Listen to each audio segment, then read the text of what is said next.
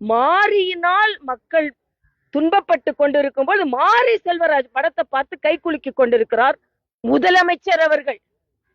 அதாவது மைசன் முதலமைச்சர் ஆயாச்சு, துணை முதலமைச்சர் பைசன் தான் போய் பார்க்கணும், மற்றவங்க சன்களை பற்றி எல்லாம் கவலை இல்ல அப்படின்னு. இன்னைக்கு மழை வந்துருச்சுங்க, சன்னை காணோங்க. நிச்சயமா சன் காணாம போகும் 2026ல. ஏன்னா இதுக்கு ஒரு குறியீடு இன்னைக்கு. அதனால தமிழக அரசு சரியாவே நடந்து கொள்ளவில்லை. எல்லாத்துக்கும் மேல எனக்கு இன்னைக்கு எல்லாத்தோட என்ன, ராகுல் காந்தி இவர பிரதர் அப்பான்னு சொல்லி பார்த்தாங்க எல்லாருக்கும், அது மக்கள் ஏத்துக்கொள்ளல. இப்ப ராகுல் காந்தி எப்ப இவர் பிரதர் பிரதர் பிரதர்னா சொல்லுவாராம். நான் கேக்குறேன், அந்த பிரதர்கிட்ட சொல்லி இலங்கையில தமிழர்கள் கொல்லப்பட்ட போது ஏன் அந்த பிரதர்கிட்ட சொல்லி நீங்க நிறுத்தல? ஆக அந்த பிரதர்கிட்ட என்ன சொன்னீங்க நீங்க? அதனால நீங்க உங்களை மிஸ்ஸால போட்டாங்களே, அப்ப உங்க பிரதரோட அம்மாட்டையும் அப்பாட்டையும் சொல்ல வேண்டியது தானே.